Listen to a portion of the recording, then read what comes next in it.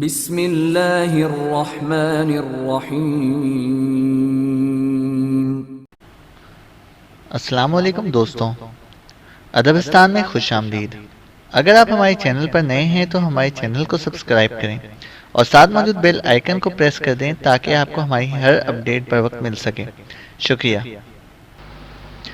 بسم اللہ الرحمن الرحیم۔ ملک شاہ سلجوق، مصنف اسلم راہی MA۔ کاشغر پر حملہ آور ہونے والے وحشیوں نے کاشغر کے بادشاہ اور تکین کے بھائی کو گرفتار کر کے اسیر بنا لیا تھا۔ شہر پر انہوں نے مکمل قبضہ کر لیا تھا۔ جس جرار لشکر کے ساتھ انہوں نے کاشغر پر حملہ کیا تھا، اس کا پڑاؤ انہوں نے شہر سے باہر کر دیا تھا، لیکن وہ زیادہ دن تک شہر اور اس کے گرد و نواح میں اپنی منمانی نہ کر سکے، اس لیے کہ انہیں ان کے مخبروں نے اطلاع دی کہ سلطان ملک شاہ سلجوقی سمرقند سے نکل کر اوسکند کے مقام پر پڑاؤ کر چکا ہے، اور یہ کہ اس کا ایک سالار کاشغر کے بادشاہ کے بھائی تکین کے ساتھ ان پر حملہ آور ہونے کے لیے کاشغر کا رخ کر رہا ہے۔ یہ خبریں ملتے ہی کاشغر پر حملہ آور ہونے والے ان وحشیوں نے اپنے لشکر کو استوار کرنا شروع کر دیا۔ کاشغر سے انہوں نے سارا لشکر نکال لیا اور کاشغر کے نواح میں انہوں نے ارسلان اور تکین کا مقابلہ کرنے کے لیے اپنے لشکر کی صفیں درست کرنا شروع کر دی۔ ارسلان، بدران اور تکین بھی اپنے لشکر کو لے کر وہاں پہنچے اور ان کے ساتھ اپنے لشکریوں کو استوار کرنا شروع ہو گئے۔ کاشغر پر حملہ کرنے کے بعد ان وحشیوں نے جو سب سے اچھا کام کیا وہ یہ کہ انہوں نے کاشغر کے بادشاہ کو کوئی نقصان نہیں پہنچایا بلکہ اسے اسیری میں ڈال دیا۔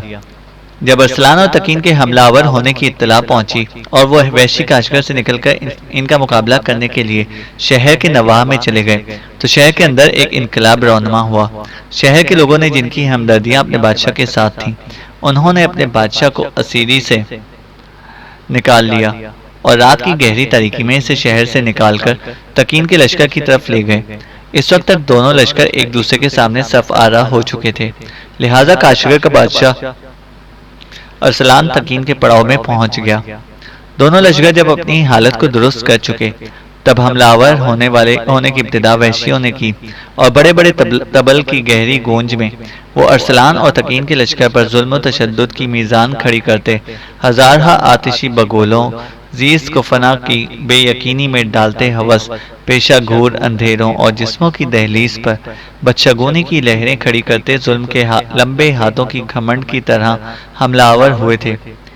ان وحشی حملہ آوروں کا اس سے پہلے جو پالا پڑا تھا وہ اور قسم کے لوگ تھے۔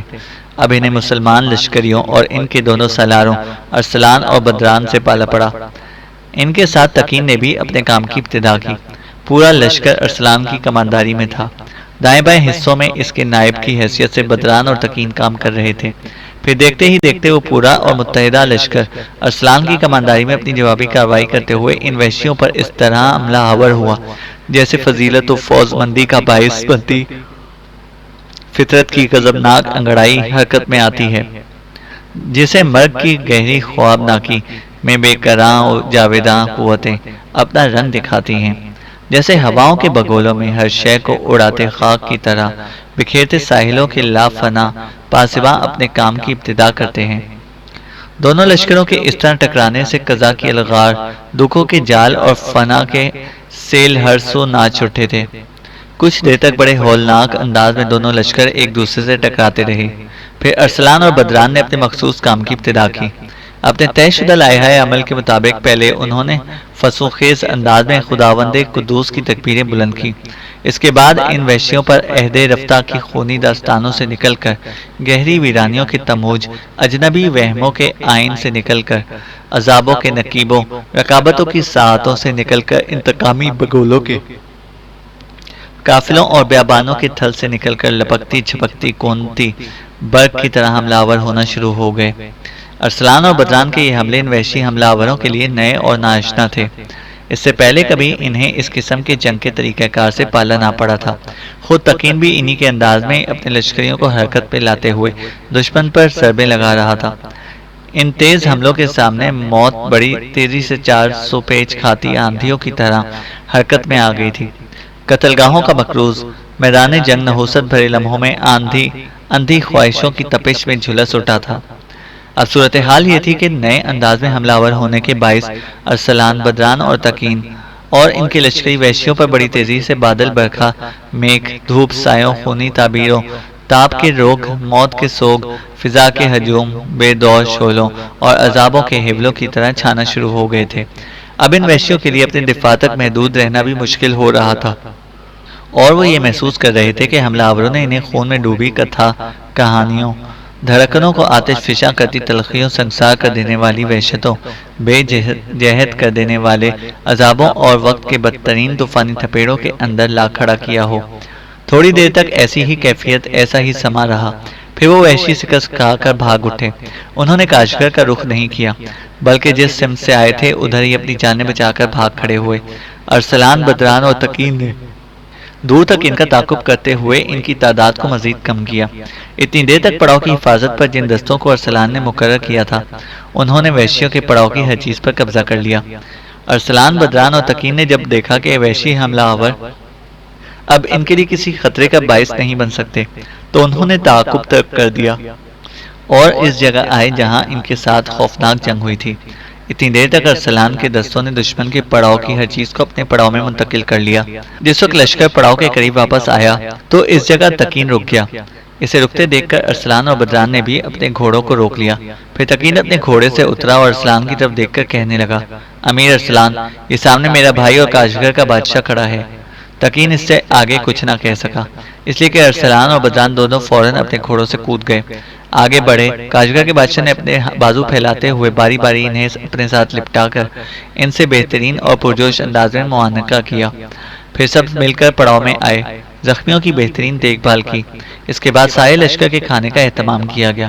پھر ایک جگہ ارسلان، بدران، تکین اور کاشغر کا بادشاہ بیٹھ گئے، اور کاشغر کے حکمران نے ارسلان کو مخاطب کر کے کہنا شروع کیا، میرے اجنبی مہربانوں، اس سے پہلے کہ میں کھل کر تم لوگوں کے ساتھ گفتگو نہ کر سکا، زخمیوں کی دیکھ بھال ہوتی رہی، کھانے کا اہتمام ہوتا رہا۔ گو جس وقت تم میرے بھائی کے ساتھ دشمنوں کو شکست دینے کے بعد لوٹے تھے تو میں نے تم سے معانقہ کرتے ہوئے تمہارا شکریہ ادا کیا تھا۔ میں سمجھتا ہوں شکریہ کے وہ الفاظ ناکافی اور ادھورے تھے۔ میرے عزیز، ہماری سرزمینوں کو بل کھاتے اندھے جبر، زہریلے لمحوں اور علم گزیدہ لمحات نے اپنی لپیٹ میں لے لیا تھا۔ آپ لوگ ہماری دھرتی پر امیدوں کے ستارے اور ہماری سماعت کے لیے نغمہ و زمزمہ ثابت ہوئے ہیں۔ اب جب کہ آپ نے ہمارے دشمن کو بدترین شکست دیتے ہوئے مار بھگایا ہے تو میں آپ لوگوں کے ساتھ اوسکن کی طرف جاؤں گا، جہاں سلطان ملک شاہ سلجوقی نے قیام کر رکھا ہے۔ سلطان کی خدمت میں حاضر ہو کر میں ان کا شکریہ ادا کروں گا، اور آنے والے دور میں اپنی فرمانبرداری، اپنی اطاعت کا انہیں یقین دلاؤں گا۔ کاشغر کا بادشاہ مزید کچھ کہنا چاہتا تھا کہ بڑی عقیدت کا اظہار کرتے ہوئے ارسلان کہنے لگا، میرے خیال میں آپ ہماری شکر گزاری کے طور پر کچھ زیادہ ہی الفاظ استعمال کر رہے ہیں۔ ہماری کارگزاری اتنی طویل نہیں جس قدر طویل آپ شکریہ ادا کر رہے ہیں۔ جو کچھ ہونا تھا وہ تو ہو چکا، اس لیے کہ بقول ہمارے سلطان کے ایسا کرنا ہمارے فرائض میں شامل تھا، کیونکہ آپ ہمارے سلطان کو خراج ادا کرتے رہے ہیں۔ میرے خیال میں اب اپنے پڑاؤ کی خبر گیری کرنی چاہیے، زخمیوں کی دیکھ بھال بھی ہونی چاہیے۔ تکین اور اس کے بھائی دونوں نے اس سے اتفاق کیا۔ اس کے ساتھ ہی متحدہ لشکر کو وہاں پڑاؤ کرنے کا حکم دے دیا گیا۔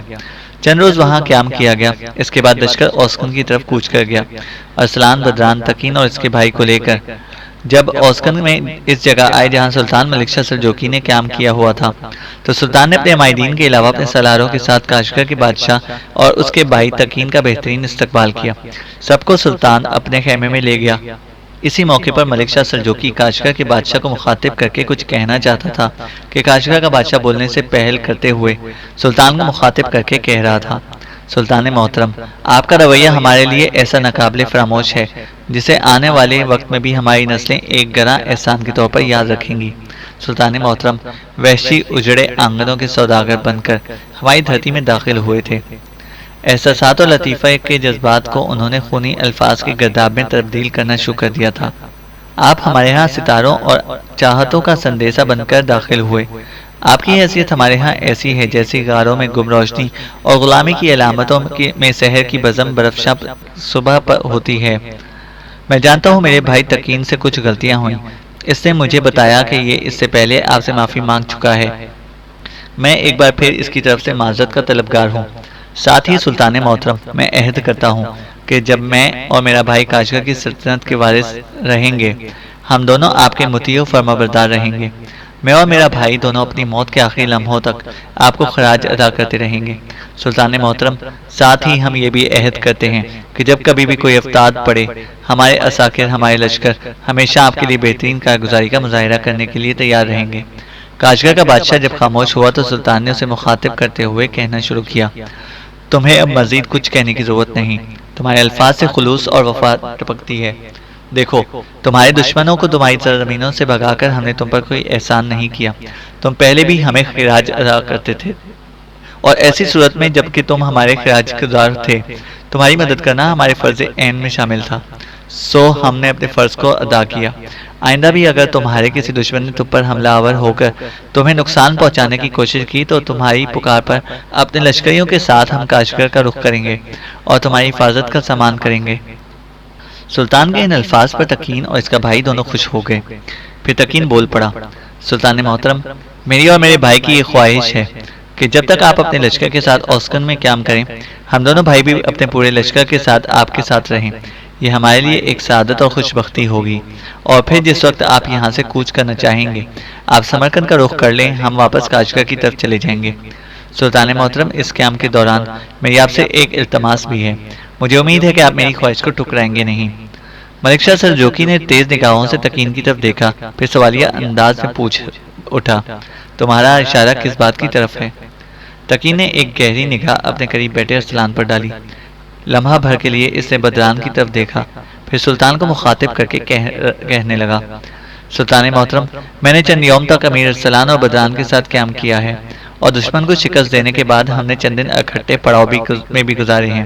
اس دوران بدران نے مجھے تفصیل سے بتایا کہ ایک لڑکی نام جس کا زوبا ہے وہ امیر ارسلان کو پسند کرتی ہے، دونوں ایک دوسرے کو اپنانے کا عزم بھی کر چکے ہیں، اور وہ لڑکی کوئی عام لڑکی نہیں بلکہ انطاکیہ کے بادشاہ فیودوروس کی اکلوتی بیٹی ہے۔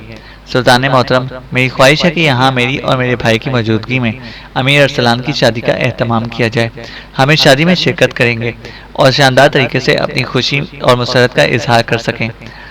سلطان محترم، ہماری سرزمینوں میں امیر ارسلان نے جس کارگزاری کا مظاہرہ کیا ہے وہ الفاظ میں بیان نہیں کی جا سکتی، بس میری اور میرے بھائی کی یہ خواہش ہے کہ ہم دونوں امیر ارسلان کی شادی میں شرکت کریں۔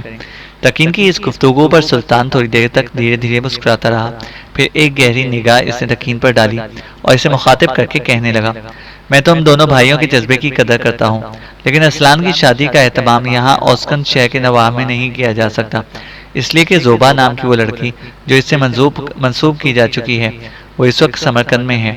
اگر تم واقعی چاہتے ہو کہ ارسلان کی شادی کی خوشی میں شریک ہو تو پھر تم لوگوں کو اوسکن سے ہمارے ساتھ سمرقند کی طرف جانا ہوگا، وہاں ارسلان کی شادی کا اہتمام کیا جائے گا پورے تسک و احتشام کے ساتھ۔ اس کے بعد ہم وہاں سے اپنی نئی مہم کی طرف نکلیں گے اور تم لوگ واپس کاشغر کی طرف چلے جانا۔ تکین اور اس کے بھائی دونوں نے سلطان ملک شاہ سلجوقی کی اس تجویز سے اتفاق کیا، پھر سلطان کے کہنے پر سب اٹھ کر اپنے خیموں کی طرف چلے گئے۔ 2 روز بعد لشکر نے اوسکن کے نواح سے سمرقند کی طرف کوچ کیا۔ سورج کافی چڑھ آیا تھا۔ زوبا، غریاد، سفینہ سمرقند میں خیمے کے اندر بیٹھی باتیں کر رہی تھی کہ اخیموت خیمے میں داخل ہوا۔ آگے بڑھ کر وہ غریاد اور زوبا کے درمیان بیٹھ گیا۔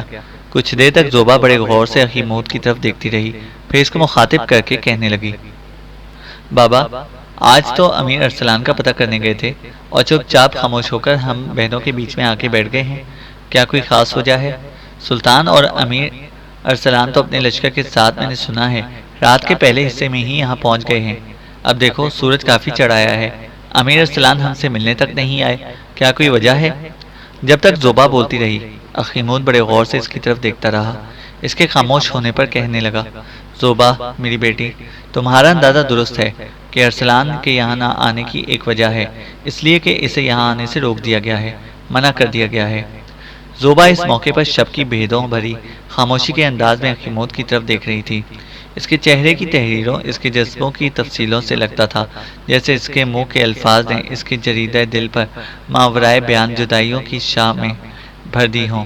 جذبوں کے خالی برتن میں قطرہ قطرہ غموں کو ٹپکاتی، درد و اذیت کی کربناکیوں، مجبوریوں اور رسوائیوں کا خوف اور اندیشے پھیلاتے، دھول اڑاتے بگولے بھر دیے گئے ہوں۔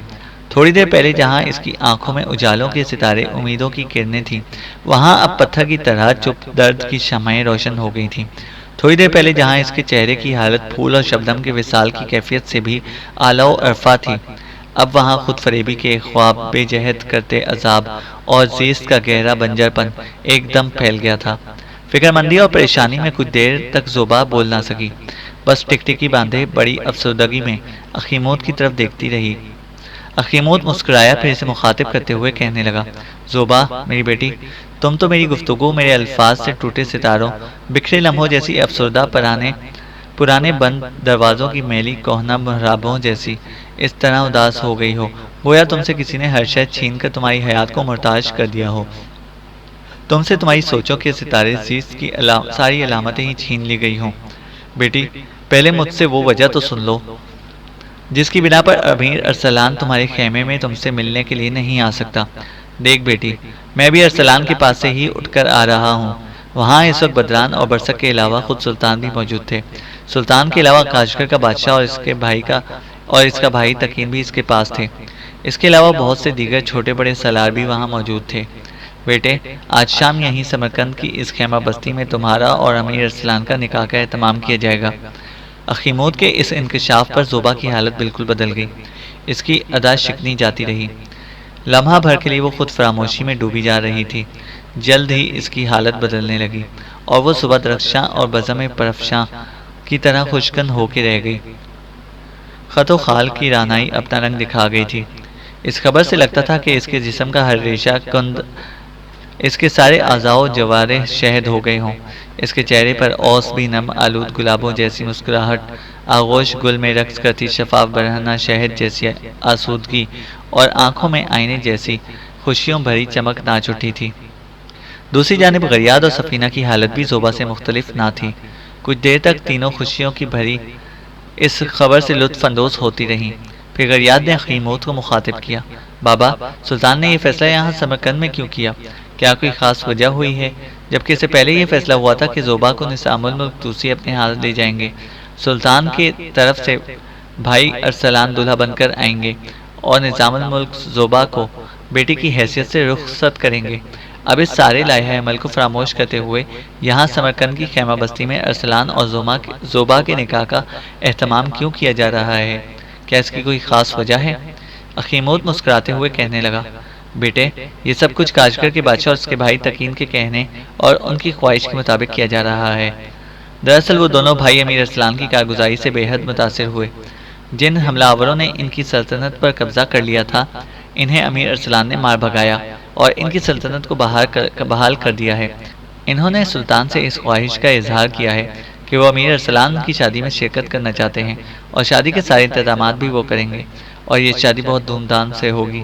پہلے فیصلہ ہوا تھا کہ اس شادی کا اہتمام اوسکن شہر میں کیا جائے، لیکن جب سلطان نے انکشاف کیا کہ زوبا سمرقند میں ہے، تب فیصلہ ہوا کہ سمرقند ہی میں اس خوشی کا اہتمام کیا جائے اور اس خوشی میں شامل ہونے کے لیے کاشغر کا بادشاہ اور اس کا بھائی بھی اپنے لشکر کے ساتھ یہاں آ گئے ہیں۔ اب شام کو میری بیٹی زوبا اور ارسلان کا نکاح ہوگا۔ اس سلسلے میں تم بھی اپنی تیاریاں مکمل کر لو۔ شادی کی دھوم دھام میں اضافہ کرنے کے لیے اور ارسلان اور زوبا دونوں کو قیمتی تحائف پیش کرنے کے لیے تکین اور اس کا بھائی دونوں سمرقند کے بازار کی طرف چلے گئے ہیں۔ شام کے وقت اس نکاح کا اہتمام کیا جائے گا۔ یہاں تک کہنے کے بعد اخیموت رکا اور پھر کہنے لگا، اب تم تینوں ماں بیٹی یہاں بیٹھو، مجھے امیر ارسلان نے بلایا ہے۔ انہوں نے بھی کچھ تیاریاں کرنی ہیں۔ میرے خیال میں اسی سلسلے میں انہوں نے میری ضرورت محسوس کی ہوگی۔ اس سلسلے میں بدران اور برسک بھی امیر کے ساتھ ہیں۔ اس موقع پر اچانک زوبا بول پڑی اور اخیموت کو مخاطب کر کے کہنے لگی، بابا، اگر آپ امیر کے پاس جا رہے ہیں تو میری طرف سے ان سے ایک سوال کیجیے گا۔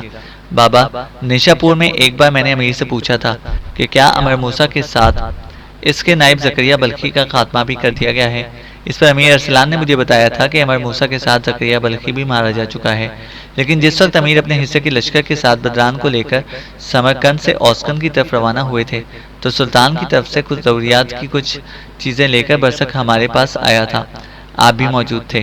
دوران گفتگو امر موسیٰ کا ذکر چھیڑا تھا اور اس گفتگو کے دوران برسک نے انکشاف کیا تھا کہ امر موسیٰ تو مارا گیا ہے، لیکن اس کا نائب زکریا بلخی ابھی تک اپنی شکست و ریخت کی کارروائیوں میں مصروف ہے، اور وہ اس طرح سے باطنیوں کے ساتھ مل کر اپنی طاقت اور قوت میں اضافہ کر رہا ہے۔ بس امیر سے یہ پوچھیے گا، کیا زکریا بلخی کا خاتمہ ہو چکا ہے، یا یہ کہ وہ برسک کے مطابق زندہ ہے؟ اگر زندہ ہے تو کیوں امیر نے مجھ سے کہا کہ زکریا بلخی کا خاتمہ ہو چکا ہے؟ اس لیے کہ امر موسیٰ کے بعد مجھے سب سے زیادہ خطرہ اس کے نائب اول کازرون سے تھا۔ کازرون پہلے ہی مارا جا چکا ہے، اب امر موسیٰ کا نائب دوم زکریا بلخی بھی انتہا درجے کا خوفناک انسان ہے۔ اگر اس کا خاتمہ نہیں ہوا تو مجھے اس کی طرف سے بھی اپنی جان کا خطرہ ہے۔ بس اسی سلسلے میں آپ سے میں نے کہا کہ امیر سے یہ پوچھے گا کہ زکریا بلخی کا کیا ہوا۔ زوبا کی اس گفتگو کا جواب اخیمود دینا ہی چاہتا تھا کہ عین اسی لمحے خیمے میں ارسلان، بدران اور برسک داخل ہوئے۔ انہیں دیکھتے ہی سب اٹھ کھڑے ہوئے۔ پھر ارسلان کی طرف دیکھتے ہوئے اخیمود بول اٹھا، امیر، وہاں تو فیصلہ ہوا تھا کہ آپ نکاح کے اہتمام سے پہلے زوبا کے خیمے میں نہیں آئیں گے، اب اس تبدیلی کیسے ہو گئی؟ اس پر ارسلان جواب میں کچھ کہنا ہی چاہتا تھا کہ بدران بول اٹھ پڑا، دراصل ہم سلطان کے کہنے پر یہاں آئے ہیں، سلطان نے ہمیں بھیجا ہے۔ کہ اس سے پہلے جو معاملہ طے ہوا تھا وہ کچھ یوں تھا کہ جس وقت زوبا اور امیر کی شادی ہونی تھی، زوبا کو چند دن پہلے نظام الملک توسی کے گھر بھیجا جانا تھا۔ اس کے بعد سلطان کی طرف سے امیر ارسلان نے زوبا کو بیانے کے لیے آنا تھا، اور یہ ساری کارروائی نیشا پور میں کی جانی تھی۔ ہمیں سلطان نے اس لیے بھیجا ہے تاکہ ہم زوبا کو اطلاع کریں کہ یہ جو نیشا پور سے باہر شادی کا اہتمام کیا جا رہا ہے اور اس میں جو جلت اختیار کی جا رہی ہے، اور اس سے پہلے جو لائحہ عمل طے ہوا تھا اس سے انحراف کیا جا رہا ہے، تو یہ سب کچھ کاشغر کے بادشاہ اور اس کے بھائی تقین کی خوشی کی خاطر کیا جا رہا ہے، اس لیے کہ وہ امیر ارسلان کے بے حد ممنون ہیں اور اس کی شادی میں شرکت کرنے کے ساتھ ساتھ شادی کی شان و شوکت میں اضافہ کے خواہاں ہیں۔ زوبا کچھ کہنا چاہتی تھی کہ اس سے پہلے ہی اخیمود بول اٹھا، تم لوگوں کا شکریہ، مگر یہ ساری باتیں میں زوبا سے پہلے ہی کہہ چکا ہوں۔ پھر اخیمود نے ارسلان کی طرف دیکھا اور مخاطب کر کے کہنے لگا، امیر ارسلان، اگر آپ تھوڑی دیر تک نہ آتے تو میں آپ کے خیمے میں پہنچ جاتا۔ دراصل زوبا آپ سے یہ پوچھنا چاہتی تھی کہ ایک موقع پر آپ نے اس سے کہا تھا کہ امر موسیٰ کے ساتھ اس کا نائب زکریا بلخی بھی ہلاک ہو چکا ہے، جبکہ اس موقع پر برسک نے زوبا پر انکشاف کیا کہ زکریا بلخی زندہ ہے، صرف امر موسیٰ ہلاک ہوا ہے۔ اب اس انکشاف پر کہ زکریا بلخی زندہ ہے، زوبا کی پریشانیوں میں اضافہ ہوا ہے، اس لیے کہ امر موسیٰ کی طرح یہ زکریا بلخی بھی زوبا کے لیے خطرہ بن سکتا ہے۔ اخیمود جب خاموش ہوا تب مسکراتے ہوئے ارسلان کہنے لگا، اس سے کوئی شک نہیں کہ زکریا بلخی ابھی زندہ ہے، اور اس میں بھی کوئی شبہ نہیں کہ میں نے زوبا سے کہا تھا کہ امر موسیٰ کے ساتھ زکریا بلخی بھی مارا جا چکا ہے، اور ایسا میں نے اس لیے کہا تھا کہ زوبا ذہنی اور قلبی طور پر مطمئن اور آسودہ رہے اور یہ خیال نہ کرتی رہے کہ آنے والے دور میں زکریا بلخی اس کے لیے خطرے کا باعث بن سکتا ہے۔ ویسے میں آپ لوگوں پر انکشاف کروں کہ ہم نے اپنے کچھ آدمی زکریا بلخی کے محل وقوع جاننے کے لیے لگائے ہوئے ہیں۔ جو ہی وہ ہمیں بتاتے ہیں کہ زکریا بلخی کہاں ہے، اس جیسے خطرناک دشمن کو ہم زندہ نہیں رہنے دیں گے۔ بہرحال زوبا سے جو یہ کہا گیا ہے کہ زکریا بلخی مارا جا چکا ہے، تو یہ صرف اس کی تسلی و تشفی کے لیے ہے تاکہ یہ کسی قسم کی فکر مندی میں دن نہ گزارے۔ ارسلان کے جواب سے شاید زوبا کسی حد تک مطمئن ہو گئی تھی۔ ممنونیت سے لمحہ بھر کے لیے اس نے ارسلان کی طرف دیکھا، پھر ارسلان نے اسے مخاطب کیا، زوبا، میں بدران اور برسک سمرقند کے بازار کی طرف جا رہے ہیں، تمہیں بہن غریاد، سفینہ اور محترم اخیمود کو اگر کسی چیز کی کسی شے کی ضرورت ہو تو کہیں۔ اس پر زوبا مسکراتے ہوئے بول پڑی، امیر، مجھے آپ کی ذات کے علاوہ کچھ نہیں چاہیے۔ زوبا کا یہ جواب سن کر سب خوش ہو گئے۔ اس کے ساتھ ہی ارسلان، بدران اور برسک وہاں سے ہٹے اور سمرقند کے بازار کی طرف چلے گئے۔ آنے والی شام کو ارسلان اور زوبا کے نکاح اور شادی کا بہترین اور شاندار طریقے سے اہتمام کیا گیا، جبکہ اس سے اگلے روز اپنے لشکر کے ساتھ کاشغر کا بادشاہ اور اس کا بھائی تقین کاشغر کی طرف کوچ کر گئے، جبکہ سلطان اپنے لشکر کے ساتھ حمص کا رخ کر گیا۔ حمص کی طرف جاتے ہوئے جب سلطان ملک شاہ سلجوقی نے ایک جگہ اپنے لشکر کے ساتھ پڑاؤ کیا تو اس جگہ سلطان سے دمشق کا حاکم تاج الدولہ اور حلب کا حاکم کیم الدولہ دونوں اپنے لشکریوں کے ساتھ آن ملے۔ سلطان نے اپنے سارے سالاروں کے ساتھ بہترین انداز میں ان دونوں کا استقبال کیا۔ سب سے پہلے اس نے تاج الدولہ اور اس کے لشکر کا جائزہ لیا، اس کے لشکریوں کی تربیت کی بھی تعریف کی۔ اس کے بعد میں کیم الدولہ نے کے لشکر کا جائزہ لیا۔ مورخین لکھتے ہیں کہ کیم الدولہ کے لشکر کا جائزہ لیتے ہوئے سلطان دنگ رہ گیا، اس لیے کہ اس کے لشکریوں کا نظم و نسق عجیب تھا۔ اس نے اپنے لشکریوں کے لیے بڑی خوبصورت مخصوص قسم کی وردیوں کا اہتمام کیا تھا۔ لشکریوں کے ہتھیار سکل شدہ اور بڑے خوبصورت تھے، جنہیں دیکھ کر سلطان بہت متاثر ہوا۔ جب کیم الدولہ نے سلطان کے سامنے حلب کی آمدنی اور اخراجات کے گوشوارے پیش کیے تو سلطان کیم الدولہ سے اتنا متاثر ہوا کہ اس نے کیم الدولہ کو گلے لگاتے ہوئے اس کی پیشانی چوم لی۔ حلب کے علاوہ اور بہت سے شہر اور علاقے بھی اس کی کمانداری میں دے دیے۔ سلطان نے دونوں کو اپنے پڑاؤ کے بالکل ملحقہ خیمہ زن ہونے کا حکم دیا۔ یہ حکم ملتے ہی کیم الدولہ اور تاج الدولہ کے لشکر وہاں پڑاؤ کر گئے۔ پھر سارے سالار سلطان کے کہنے پر اس کے خیمے میں جمع ہوئے۔ سلطان انہیں مخاطب کرتے ہوئے کہہ رہا تھا، کیم الدولہ، تاج الدولہ، جو کچھ میں کہنا چاہتا ہوں وہ خصوصیت کے ساتھ تم دونوں کے لیے ہے۔ میں ان علاقوں کی طرف کیوں آیا ہوں میرے سارے سالار جانتے ہیں۔ ہماری پہلی مہم حمص شہر ہے۔ یہاں کا باطنی حکمران ابن ملاحب جب اسلام کے خلاف سازش کرنے میں مصروف ہے۔ حمص کے حکمران سے نپٹنے کے پاس طرابلس، ارکا اور افہامیہ پر بھی لشکر کشی کی جائے گی، کیونکہ یہ شہر بھی باطنیوں کے ہم نوا ہیں۔ اس کے علاوہ ایک لشکر یمن کی طرف روانہ کیا جائے گا۔ یمن کے صلیحی حکمران باطنیوں کے حلیف ہیں اور ان کا خاتمہ بھی بے حد ضروری ہے۔ اس کے علاوہ مجھے حجاز کے حاکم ابو ہاشم محمد کی شکایات بھی ملتی رہی ہیں۔ گاہے بگاہے لوگ میرے پاس آتے رہے ہیں اور اس کے مظالم اس کی ہی بے رحمی کی شکایات کرتے رہے ہیں۔ لہذا حمص، طرابلس، ارکا، افامیہ اور یمن کی مہمات کے علاوہ ہمیں حجاز کے حکمران ابو ہاشم محمد سے بھی باز پرس کرنی ہے کہ وہ کیوں لوگوں پر مظالم روا رکھتا ہے۔ حمص کا رخ کیا جائے گا۔ ابن ملاحب کی ایک انتہائی سرکش انسان ہے اور ہمیں یہ بھی خبریں ملی ہیں کہ اس نے ہمارے خلاف مصر کی باطنی سلطنت کے علاوہ طرابلس، ارکا، افامیہ اور یمنیوں تک سے مدد طلب کی ہے اور ان سارے علاقوں سے چھوٹے بڑے لشکر اس کے پاس جمع ہونا شروع ہو چکے ہیں۔ لیکن بہرحال حمص کے حکمران ابن ملاحب کو ہم نے سبق ضرور سکھانا ہے اور اس شہر کو باطنیوں کے چنگل سے نجات دلانا ہے۔ یہاں تک کہنے کے بعد سلطان ملک شاہ رکا اور پھر مسکراتے ہوئے کہنے لگا، تاج الدولہ اور کیم الدولہ، شاید تمہارے لیے یہ خبر بھی نہیں اور حیرت انگیز ہو کہ سمرقند کے قیام کے دوران ہم نے ارسلان کی شادی فیودوروس کی بیٹی سے زوبا سے کر دی ہے۔ اب زوبا ارسلان کی بیوی ہے۔ اس کے علاوہ کاشگر کا بادشاہ اور اس کا بھائی تکین بھی اب پوری طرح ہمارے مطیع اور فرمانبردار ہیں اور عہد کر چکے ہیں کہ جب تک وہ کاشگر کے حکمران رہیں گے ہمیں خراج ادا کرتے رہیں گے۔ جس جگہ ہم نے پڑاؤ کیا ہے یہاں ہمارا لشکر 2 روز قیام کرے گا۔ اس طرح لشکریوں کو سستانے اور قیام کرنے کا موقع بھی مل جائے گا۔ 2 دن بعد ہم یہاں سے کوچ کریں گے۔ 2 دن کا آرام میں اس لیے دے رہا ہوں کہ میرے لشکر میں لشکریوں اور سالاروں کے اہل خانہ بھی ہیں، اس لیے انہیں آرام و استراحت کی ضرورت ہے۔ میرے خیال میں اب تم لوگ اٹھو اور اپنے اپنے خیموں میں جا کر آرام کرو۔ اس پر سب سلطان کے خیمے سے نکل گئے۔ ارسلان جب اپنے خیمے میں داخل ہوا تو خیمے میں زوبا خیمے کی ہر چیزوں کو بڑے سلیقے اور کرنے سے اپنی جگہ پر درست کر کے رکھ رہی تھی۔ خیمے کے فرش پر کھجور کے پتوں کی چٹائی اور بستر بچھے ہوئے تھے، جن کے ایک طرف گاؤ تک کیے تھے، توشک ایک طرف لپیٹ کر رکھ دیے گئے تھے۔ ارسلان جب خیمے میں داخل ہوا، کام کرتے کرتے زوبا اٹھ کھڑی ہوئی، ارسلان کی طرف دیکھا، پھر کہنے لگی، سارے سالاروں کو سلطان نے طلب کیا تھا، خیریت تو ہے؟ ارسلان آگے بڑھا، ایک نشست پر بیٹھ گیا، کہنے لگا، سب خیریت ہے۔ دراصل دمشق سے تاج الدولہ اور حلب سے کیم الدولہ اپنے اپنے لشکروں کے ساتھ پہنچ چکے ہیں اور کچھ دیر ان کے پاس رہے۔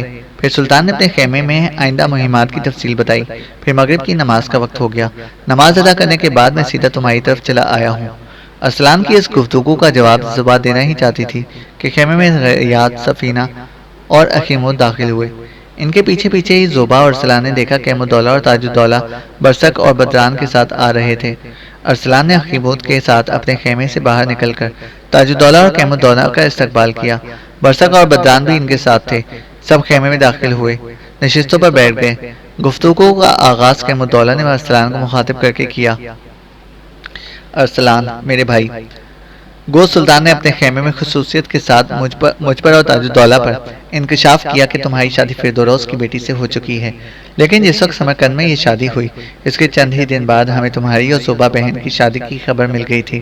ساتھ ہی قاصدوں کے ذریعے سلطان کا یہ پیغام بھی مل گیا تھا کہ سلطان حمص پر حملہ آور ہونا چاہتے ہیں، لہٰذا ان کے لشکر میں ہم دونوں شامل ہو جائیں۔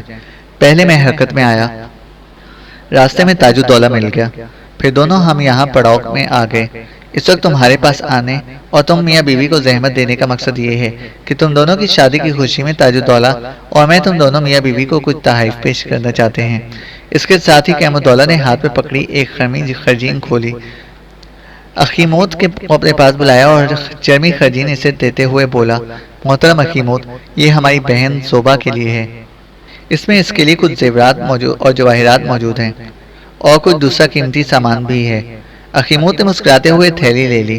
خیم الدولہ جب اپنا کام مکمل کر چکا تب تاج الدولہ نے کمر سے بندھی ایک چرمی خرجین کھولی اور وہ بھی اس نے اخیموت کو تھمائی اور کہنے لگا، اور یہ میری طرف سے اپنی بہن کے لیے اس کی شادی پر تحفہ ہے۔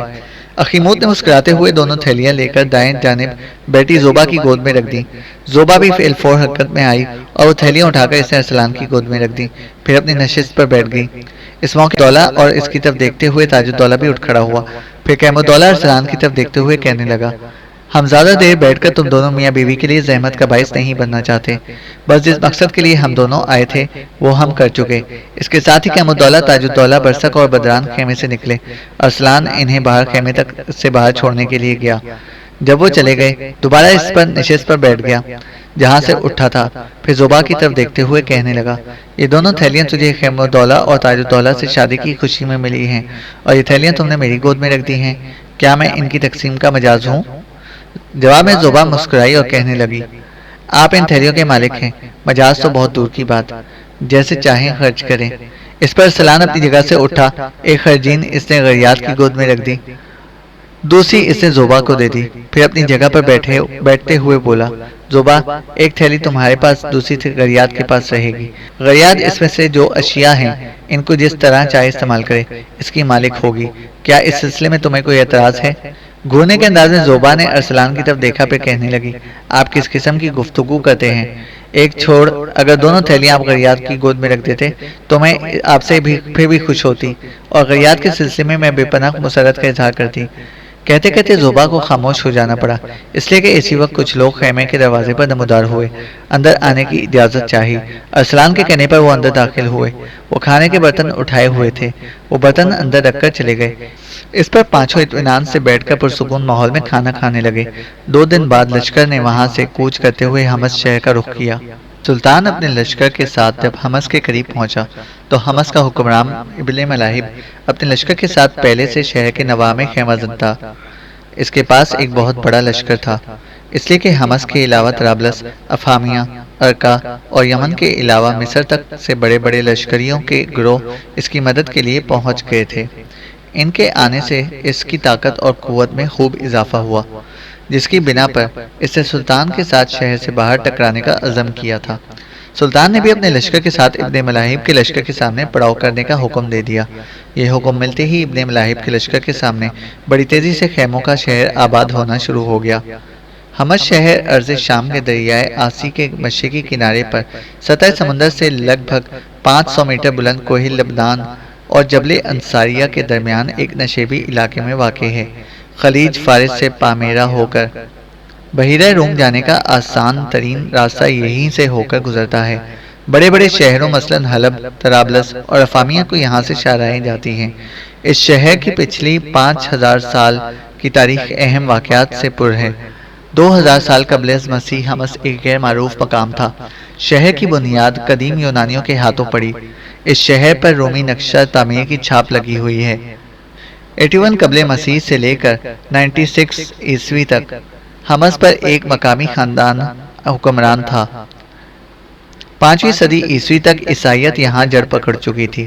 جنگ یرموک کے بعد شہنشاہ ہرکلس حمص چھوڑ کر چل دیا اور اسلامی لشکر حضرت ابو عبیدہ بن جراح کی زیر کمان شہر کی دیواروں کے سامنے نمودار ہوا تو یہاں کے باشندوں نے امان طلب کر لی۔ کہا جاتا ہے کہ حضور صلی اللہ علیہ وآلہ وسلم کے لگ بھگ 500 صحابی مفتوحہ شہر حمص میں سکونت کے لیے چلے آئے تھے۔ زمانہ قدیم سے ہی اس شہر کی چند خوبیاں تھیں جو لوگوں کو اپنی طرف متوجہ کرتی تھیں اور لوگ اس شہر کو دیکھنے کے لیے آتے تھے۔ پہلی خوبی یہ کہ یہ شہر دریا کے کنارے آباد تھا۔ دوسری یہ کہ حمص کے لوگ اور باشندے اپنی خوبروئی کی بنا پر مشہور تھے۔ یہاں ملکہ ہیلینا نے 4 پایوں پر جو ایک کلیسا بنایا تھا وہ دنیا کے عجائبات میں شمار کیا جاتا تھا۔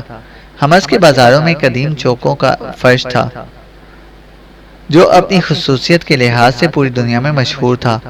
حمص کے عجائبات میں ایک بہت بڑا مجسمہ اور پتلا بھی تھا جو حمص کے ایک کلیسا اور جامع مسجد کے دروازے پر استادہ تھا۔ یہ سفید پتھر کا مجسمہ تھا۔ اس کا بالائی حصہ انسان کی صورت اور نیچے کا حصہ بچھو کی شکل کا تھا۔ کہا جاتا ہے کہ اگر کسی کو بچھو کاٹ کھائے تو مٹی لے کر اس پتلے سے ملتا تھا اور پھر پانی میں گھول کر پی جاتا تھا۔ فوراً تکلیف جاتی رہتی تھی اور اچھا ہو جاتا تھا۔ کہنے والوں کا کہنا تھا کہ یہ ایک طلسم تھا جو خاص طور پر بچھو کے کاٹنے کے واسطے بنایا گیا تھا۔ اس شہر کی آب و ہوا کہتے ہیں بہت اچھی ہے اور زرخیز زمین اور ہموار میدان ہے۔ یہاں کی زمین شام کی بہترین زمینوں میں شمار ہوتی ہے۔ اس شہر کے لوگ نہایت حسین و جمیل ہوتے ہیں۔ پینے کا پانی زیادہ تر بارش کا ہوتا ہے، لیکن ایک ندی بھی ہے۔ جب مسلمانوں نے اسے فتح کیا تو یہاں کے گرجے پر قابض ہو گئے اور اس کا نصف حصہ مسجد کی صورت میں تبدیل کر دیا۔ اس کے قریبی چوک میں ایک گنبد نصب ہے جس کی چوٹی پر بچھو والا برنجی پتلا استادہ ہے۔ مشہور مورخ ابن جبیر لکھتا ہے کہ حمص کے باشندے جنگ میں بڑی بہادری اور استقامت میں مشہور ہیں اور اس وصف میں حلب کے لوگ ان سے دوسرے نمبر پر ہیں۔ یہاں کا موسم مرطوب اور سمندر کی ہوا خوشگوار ہوتی ہے۔ شہر کے جنوب میں ایک مضبوط قلعہ ہے۔ مشرق کی طرف قبرستان میں حضرت خالد بن ولید، ان کے بیٹے عبد الرحمن اور حضرت عمر رضی اللہ تعالیٰ عنہ کے فرزند عبید اللہ کی قبریں ہیں۔ حمص کی شہر پناہ بہت مضبوط اور قدیم ہے۔ اس کو سنگ سیاہ سے بنایا گیا تھا۔ شہر کے پاٹھک بہت اونچے اور آہنی ہیں اور ہر ایک کے اوپر بلند برج بنے ہوئے ہیں۔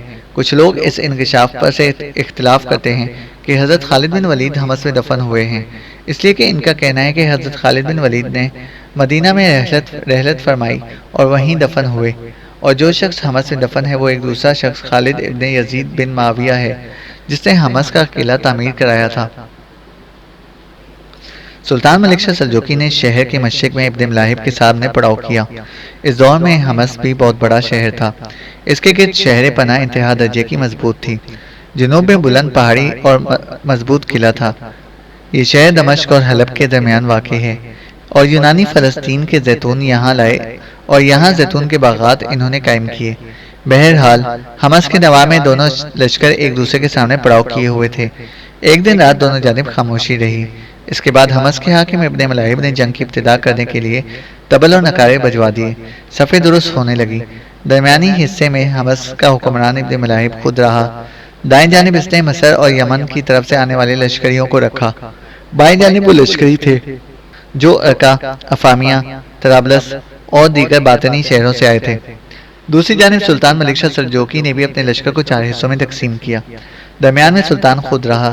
اپنے ساتھ اس نے قیم الدولہ کو رکھا۔ دائیں جانب ارسلان اور بدران تھا، جبکہ بائیں جانب تاج الدولہ اپنے لشکر کے ساتھ تھا۔ لشکر کے پیچھے جو پڑاؤ قائم کیا گیا تھا اس میں عورتیں اور بچے بھی تھے۔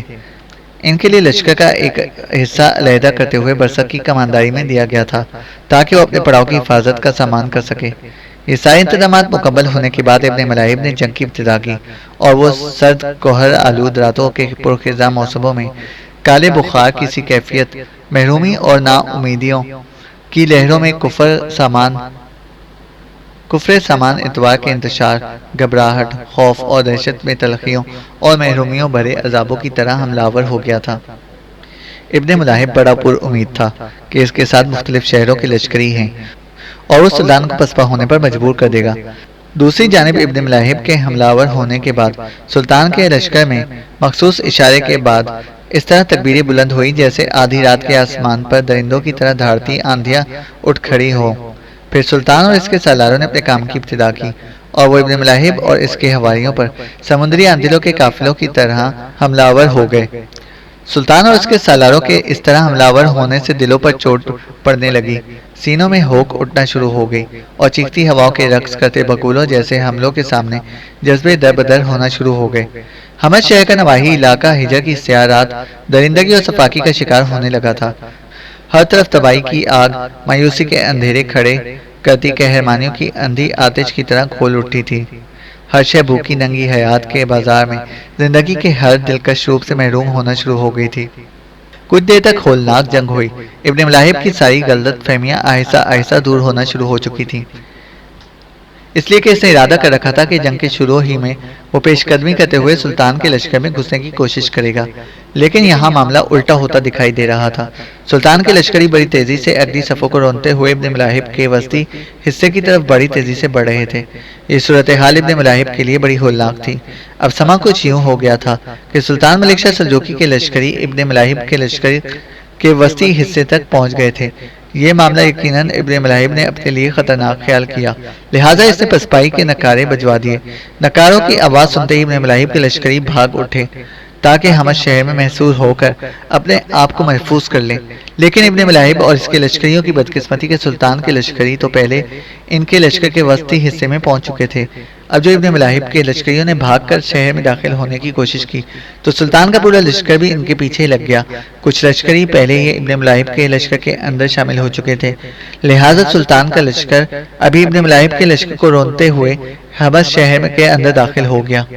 شہر کے اندر ایک بار پھر آخری اور ہولناک لڑائی کا رن پڑا، جس میں ابن ملاحب کی ساری قوت کو کچل کے رکھ دیا گیا اور حمص شہر پر سلطان کا قبضہ ہو گیا۔ ابن ملاحب جو حمص کا حکمران تھا جنگ کے دوران مارا جا چکا تھا، سلطان شہر کے نظم و نسق میں لگ گیا۔ اسی دوران سلطان کو خبر ہوئی کہ عمر موسیٰ کا نائب زکریا بلخی اور حسن بن سبا کا دائی کبیر ابن عطاش دونوں قزوین شہر کی ایک سرائے میں قیام کیے ہوئے ہیں، اور یہ بھی انکشاف کیا گیا کہ عمر موسیٰ کی موت کے بعد زکریا بلخی حسن بن سبا کی تنظیم میں شامل ہونے کی کوشش کر رہا ہے۔ اس موقع پر سلطان نے 3 بہترین اقدامات کیے۔ پہلا یہ کہ ارسلان اور بدران کو چند دستوں کے ساتھ قزوین کی طرف بھجوایا تاکہ زکریا بلخی اور باطنیوں کے دائی کبیر ابن عطاش سے نپٹا جا سکے۔ دوسرا قدم یہ اٹھایا گیا کہ قیم الدولہ اور تاج الدولہ دونوں کو ان کے لشکریوں کے ساتھ سلطان نے روانہ کیا اور انہیں حکم دیا کہ وہ طرابلس، ارکا اور افامیہ پر حملہ آور ہو کر انہیں ان ظالم حکمرانوں سے نجات دلائیں۔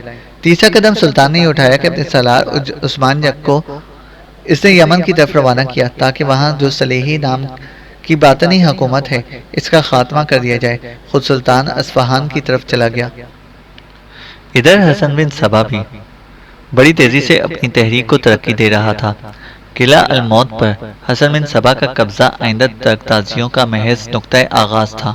پہلے اس نے قلعے کا نام بلدۃ الاقبال رکھا اور اسی قلعے کو اپنا صدر مقام بنا کر اس نے اپنی سیاسی اور مذہبی قوت میں اضافہ کرنا شروع کر دیا۔ زبردست جد و جہد کرتے ہوئے اس نے متعدد کوہستانی آبادیاں اور قلعے سرنگوں کے لیے یہاں تک کہ صوبہ رودبار کے بیشتر حصے پر اس کا تصرف ہو گیا۔ اس طرح اس نے سلجوقی سلطنت کے اندر ایک آزاد اور خود مختار ریاست قائم کر لی اور شیخ الجبل کے نام سے مشہور ہو گیا۔ اس کی ریاست کو مورخین نے دولت اسماعیلیہ مشرقیہ، دولت ملاحدہ یا باطنیہ اور دولت اسماعیلیہ یا حشاشین کا نام دیا ہے، جو کہ انگلش میں اساسنز بھی کہلائے۔ ایک گمنام اور غریب شخص کے ہاتھوں ایک آزاد ریاست کا قیام بجائے خود حسن بن سبا کا ایک حیرت انگیز کارنامہ ہے، لیکن اس سے بڑھ کر جس چیز نے اسے تاریخ عالم میں مستقل جگہ دی وہ اس کا عجیب و غریب مذہبی نظام تھا۔ حقیقت یہی ہے کہ یہی مذہبی نظام اس ریاست کی تاسیس اور پھر اس کے استحکام کا باعث بنا۔ اپنی تنظیم و تحریک کو خوب مستحکم کرنے کے بعد حسن بن سبا نے کیا بزرگ امید کے نام سے کہ ایک شخص کو اپنے قلعہ الموت کا قلعے دار مقرر کیا۔ کیا بزرگ امید نام کا یہ شخص حسن بن سبا کا بڑا معتمد تھا۔ حسن بن سبا کی موت کے بعد یہی کیا بزرگ شیخ الجبل بنا۔ اس کے بعد تیسرا شیخ الجبل محمد بن کیا بزرگ امید تھا۔ چوتھا شیخ الجبل حسن بن محمد تھا۔ اس نے اپنے مریدوں کو تمام شرعی قیود سے آزاد کر دیا، اس لیے علماء نے حشیشین کو ملاحدہ قرار دیا۔ پانچواں محمد ثانی بن حسن تھا۔ چھٹا جلال الدین محمد ثانی ملقب بن حسن ثالث تھا۔ یہ شیخ الجبل باطنی مذہب کو ترک کر کے شریعت اسلامیہ کا پیروکار ہو گیا، لہٰذا حسن بن سبا کے پیروکاروں نے اسے زہر دے کر مار ڈالا۔ ساتواں شیخ الجبل علاء الدین محمد ثالث تھا۔ آٹھواں شیخ الجبل رکن الدین خورشاہ تھا۔ ان سب شیخ الجبل کی کل مدت حکومت 171 سال تھی۔ آخر ہلاکو خان مسلمان علاقوں پر حملہ آور ہوا اور اس نے اس تحریک پر حملہ آور ہو کر اس کا خاتمہ کر دیا۔ کہا جاتا ہے کہ حسن بن سبا صاحب تصنیف بھی تھا۔ اس نے علم ہندسہ میں 3 کتابیں اپنی یادگار چھوڑی تھیں۔ ان کے نام کتاب العمل، بذات الخلق، کتاب القرا اور کتاب الاشکال والمشائخ تھے۔ مورخین لکھتے ہیں کہ حسن بن صبا اپنے فدائیوں کو حشیش کھانے پینے کی چیزوں میں ملا کر پلا دیتا تھا۔ جب وہ مدہوش ہو جاتے تو ان کو ایک جنت نظیر باغ میں پہنچا دیا جاتا تھا جو دو گھاٹیوں کے درمیان تھا، اور اس کے گوشہ گوشہ میں صبح بہار کے لمحات اور شام نشاط کی کیف سامانیاں بکھری پڑی تھیں۔ اس جنت میں ہر قسم کے پھلدار درخت، پھولوں کے تختے اور رنگا رنگ تیور ہر طرف چہچہاتے پھرتے تھے۔ جگہ جگہ صاف و شفاف پانی کے چشمے ابلتے تھے اور نہریں بہتی تھیں۔ ان کے کناروں پر نہایت خوبصورت محل تعمیر کیے گئے تھے جن میں نلوں کے ذریعے شراب اور دودھ شہد پہنچایا جاتا تھا۔ باغ اور محلوں میں تربیت یافتہ نوخیز پری چہرہ لڑکیاں حوران بہشت بن کر فدائیوں کی خدمت کرتی تھیں۔ چند دن میں جب ان فدائیوں کو یقین آ جاتا کہ وہ فی الواقع اس بہشت میں پہنچ گئے ہیں جس کا وعدہ اللہ نے ان سے کر رکھا ہے، تو ایک دن پھر انہیں حشیش کے نشے میں مدہوش کر کے اس باغ سے نکال دیا جاتا تھا۔ پھر وہ اسی بہشت کے آرزوؤں میں اپنی زندگی کو حقیر سمجھنے لگتے تھے اور شیخ الجبل کے اشارے ابرو پر اپنی جان قربان کرنے کے لیے تیار رہتے تھے۔ اسی حشیش کی نسبت مورخین نے حسن بن صبا کی فدائیوں کو حشیشین اور شیخ الجبل کو صاحب الحشیش کا خطاب بھی دیا۔ بعض مورخین نے حسن بن صبا کی اس جنت کو محض ایک افسانہ قرار دیا ہے اور لکھ دیا ہے کہ حسن بن صبا نے اس قسم کی کوئی مصنوعی جنت نہیں بنائی تھی، لیکن اس کا دعویٰ تھا کہ وہ جنت کا مالک ہے۔ چنانچہ وہ اپنے فدائیوں کو پہلے بھنگ پلا کر مدہوش کر دیتا تھا اور پھر اپنی پراسرار قوتوں کو بروکار لا کر جنت اور اس کے لوازم، حور و قصور، باغ و بہار، کوثر و تسنیم، دودھ اور شہد وغیرہ کی تصویریں اس انداز سے ان کے ذہنوں میں نقش کرتا کہ وہ اپنے آپ کو حقیقی جنت میں تصور کرتے تھے۔ جب وہ ہوش میں آ جاتے تو ایک بار دیکھا، دوسری بار دیکھنے کی ہوس ہے کہ مصداق اس خیالی بہشت کے حصول کے لیے اپنی زندگیاں وقف کر دیتے تھے۔ حسن بن صبا نے جو جنت بنائی، اس جنت نظیر باغ کا سراغ پہلی بار اس وقت ملا جب وینس کا مشہور سیاح مارکو پولو ہجری 648 میں الموت پہنچا اور بعد میں اپنے سفر نامے میں تفصیل سے اس باغ کا ذکر کیا۔ اس وقت حسن بن صبا کا چھٹا جانشین علاء الدین وہاں کا شیخ الجبل تھا۔ حسن بن صبا ایک روز قلعۃ الموت کے ایک عجیب و غریب اور انتہائی مستحکم کمرے میں بیٹھا ہوا تھا کہ کمرے میں اس کا نائب اور الموت کا قلعے دار کیا بزرگ امید داخل ہوا۔ حسن بن صبا کو دیکھتے ہی کمر کو خوب جھکا کر اس نے اس کو تعظیم دی، پھر کہنے لگا، شیخ آپ نے مجھے طلب کیا؟ حسن بن صبا نے گردن کو مسکراتے ہوئے خم کیا۔ تب کیا بزرگ امید آگے بڑھ کر حسن بن صبا کے سامنے بیٹھ گیا۔ کچھ دیر کی خاموشی کے بعد حسن بن صبا نے گفتگو کا آغاز کیا۔ پھر کیا بزرگ امید کو مخاطب کرتے ہوئے وہ کہہ رہا تھا، میرے عزیز، ہم نے کافی حد تک اپنی تحریک کو کامیاب کر لیا ہے۔ کوہستانی سلسلے کے وسیع علاقوں پر ہمارا تسلط ہے، یوں کہہ سکتے ہو کہ ان پر ہماری حکومت ہے۔ اب جبکہ اپنی اس تحریک کو ہم اپنے عروج کی طرف لانے میں کافی حد تک کامیاب ہو چکے ہیں، ہزاروں پر مشتمل ہمارے پاس لشکر بھی ہے، تو جس کام کی غرض سے یہ تحریک بنائی گئی ہے اس کی ابتدا کرنی چاہیے۔ حسن بن صبا لمحہ بھر کے لیے رکا، پھر دوبارہ کہہ رہا تھا، شاید تو میرا مطلب سمجھ گئے ہوگے کہ میں کیا کہنا چاہتا ہوں۔ بزرگ امید نے پھر گردن سیدھی کی اور مسکرایا، کہنے لگا، شیخ الجبل، آپ کا کہنا درست ہے، میں جان گیا ہوں کہ آپ کیا کہنا چاہتے ہیں۔ آپ کے کہنے کا مقصد یہ ہے کہ اس تحریک کو اپنے عروج کے دور میں داخل کرنے کے بعد اب ہم نے بڑے سیدھے طریقے سے اپنے دشمنوں کو ختم کرنے کا سلسلہ شروع کرنا ہے۔ وہ کون سا شخص ہے، وہ کون سا بدقسمت انسان ہے جس کا نام اس وقت قضا کے سلسلے میں آپ کے ذہن میں ہے؟ حسن بن صبا ایک بار پھر بڑی مکروہ ہنسی ہنسا، پھر کہنے لگا، میں سب سے پہلے اپنی تحریک کا نشانہ اپنے قدیم دوست نظام الملک طوسی کو بنانا چاہتا ہوں۔ میں چاہتا ہوں کہ کسی ایسے شخص کا، کسی ایسے فدائی کا انتخاب کرو جو کسی مناسب موقع پر نظام الملک طوسی کا خاتمہ کر دے۔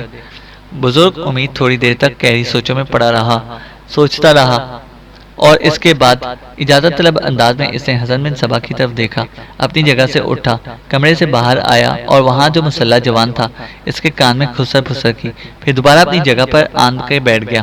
تھوڑی دیر بعد اس کے کمرے کے دروازے پر ایک نوجوان نمودار ہوا۔ حسن بن صبا اور بزرگ امید دونوں نے ایک ساتھ گہری نگاہ اس پر ڈالی۔ اس پر بزرگ امید کے ہاتھ کے اشارے سے اسے اندر بلایا۔ وہ اندر آیا۔ بزرگ امید کے کہنے پر شیخ الجبل حسن بن صبا کے سامنے آن کھڑا ہوا۔ پھر اس کے کمرے میں بزرگ امید کی آواز گونجی، شیخ، یہی شخص ہے جس کا انتخاب میں نے اس کام کے لیے کر چکا ہوں۔ جس کا آپ نے اظہار کیا تھا۔ اس کا نام ابو طاہر حارث ہے، اور جس کام کی ابتدا آپ کرنا چاہتے ہیں وہ کام یہ شخص بڑے احسن اور بڑے خفیہ طریقے سے کر سکتا ہے۔ یہ نوجوان جس کا میں نے نام ابو طاہر حارث بتایا ہے، بپھرے تندھاروں اور بے خطر اڑانوں سے بغلگیر ہونے والا شاہین کی طرح جرأت مند، مستی میں جھاگ اڑاتی ندیوں، منزل خونبار کی طرح بے چین مسافتوں جیسا تیز دست اور قابل اعتماد ہے۔ اپنی جرأت مندی، اپنی جانسائی سے یہ کوہستانوں کی برف میں آگ کے پھول کھڑے کر سکتا ہے۔ جب تک بزرگ امید بولتا رہا، حسن بن صبا بڑے غور سے اس نوجوان کی طرف دیکھتا رہا جو دونوں پاؤں کو ایک ساتھ ملائے، چھاتی پر دونوں ہاتھ باندھے باادب کھڑا تھا۔ بزرگ امید جب خاموش ہوا تو حسن بن صبا نے اس نوجوان کو مخاطب کیا اور کہنے لگا، میرے عزیز بزرگ امید تمہیں کف دوستی اور ہمدمی کی بقائے جان سمجھ کر پیش کر چکا ہے۔ تم جیسے نوجوان ہی قضا خیز مجبوریوں کی چادر میں امیدوں کی بالکونی ثابت ہو سکتے ہیں۔ تم جیسے جوان ہی زمین کی اندھی کوکھ سے خون مانگتی پیاس اور گونگے بہرے خوابوں سے اندھی تعبیریں نکال سکتے ہیں۔ میں تمہیں ایک انتہائی اہم کام سونپنا چاہتا ہوں، اور ساتھ ہی یہ بھی امید رکھتا ہوں کہ تم اس کام کو احسن طریقے سے انجام دو گے۔ اگر تم نے اس کام کو میری خواہش اور مرضی کے مطابق انجام دے لیا تو یوں جاننا ہم نے سلطان ملک شاہ سلجوقی کے خلاف ایک بہت بڑا معرکہ سر انجام کر لیا۔ ساتھ ہی یہ بات بھی یاد رکھنا کہ جو مہم تمہیں سونپی جانے والی ہے اس میں جان کا خطرہ بھی ہے، تم ختم بھی ہو سکتے ہو، یہ بات تمہیں پہلے سے بتائی گئی ہے۔ حسن بن صبا کی اس گفتگو کے جواب میں لمحہ بھر کے لیے ابو طاہر حارث مسکراتا رہا، پھر اس کی چھاتی تن گئی اور حسن بن صبا کو مخاطب کرتے ہوئے کہہ رہا تھا، شیخ میرے کام کے سلسلے میں آپ بالکل مطمئن اور بالکل آسودہ رہیں۔ اپنے جس دشمن کی طرف بھی اشارہ کریں گے اس پر میں عین آپ کی خواہش کے مطابق اور مرضی کے مطابق ضرب لگاؤں گا، اور ضرب بھی ایسی لگاؤں گا کہ اٹھ نہ پائے گا۔ اب آپ یہ کہیے کہ اس مہم کی نوعیت کیا ہے جو مجھ کو سونپی جانے والی ہے؟ کون سا وہ بدقسمت شخص ہے جس کی زندگی کے دن گنے جا چکے ہیں اور جو مسافر زندگی ہار جانے کے عمل میں داخل ہو چکا ہے؟ ابو طاہر حارث کے ان الفاظ پر حسن بن صبا تھوڑی دیر تک خاموش رہا، تاہم اس کے ہونٹوں پر مکروہ ہنسی کھیلتی رہی۔ پھر اس نے ابو طاہر حارث کو مخاطب کیا، سن ابو طاہر، تیرا ہدف سلطان ملک شاہ سلجوقی کا وزیر نظام الملک توسی ہے۔ ہر صورت میں اس کا خاتمہ کرنا ہے، اور اس کا خاتمہ اس طرح کرنا ہے کہ تاریخ کی گمنام مسافتوں میں آنے والے مورخ کا ہاتھ اور قلم دونوں ہماری تحریک تک نہ پہنچ سکیں۔ لوگ اسے فطرت کا کاتب تقدیر خیال کرنے لگ جائیں۔ خدائے خوش کو ترکی اس زمین وقت کے تاریخ دان اسے قسمتوں کا حروف خوان، ٹوٹی کہانیوں کا جوڑنے والا، بکھرے قصوں کو مجتمع کرنے والا سمجھتے ہیں، جبکہ میں اسے ذلیل و رسوا دیکھنا چاہتا ہوں۔ وہ میرا پرانا رفیق و ہمراز رہا ہے۔ بے بسی اور بے کسی سے نکل کر میں اس کے پاس گیا تھا کہ اس جیسا منصب حاصل کروں، اس جیسی عزت اور وقار مجھے ملک شاہ سلجوقی کے ہاں حاصل ہو۔ اگر اس جیسا نہ بن سکوں تو کم از کم اس کا منصب ہی چھین کر اپنے دامن اپنی جھولی میں سمیٹ لوں، لیکن میں ایسا نہ کر سکا۔ اب میں اسے اس کی موجودہ منصب کی سیڑھیوں سے اتار کر قضا خیز مجبوریوں کی چادر اوڑھا دینا چاہتا ہوں۔ میں اس کے ہاں ایک عرصہ دراز رہا، اپنی بہترین دانش مندی، اپنی ساری ذہانت، اپنے سارے تجربے کو استعمال کرتے ہوئے میں نے اس کے منصب کو حاصل کرنے کی کوشش کی، یہ بھی جدوجہد کی کہ کم از کم اس کو اس کے منصب سے گرا کر ہی میں اس کا منصب حاصل کر سکوں، لیکن اس کی موجودگی میں میری حالت جبر کے سوکھے موسموں میں سیاہ لمحوں کے سفر اور سرخ تپتی ریت کی جھکڑوں میں بے ثمر موسموں کی داستانوں سے زیادہ اہمیت اختیار نہ کر سکی۔ یہ پہلا شخص ہے جس کی دانائی، جس کی عقل مندی، جس کی فراست کے سامنے میں حسن بن صبا ناکام رہا۔ میں اس سے اپنے ماضی کا انتقام لوں گا۔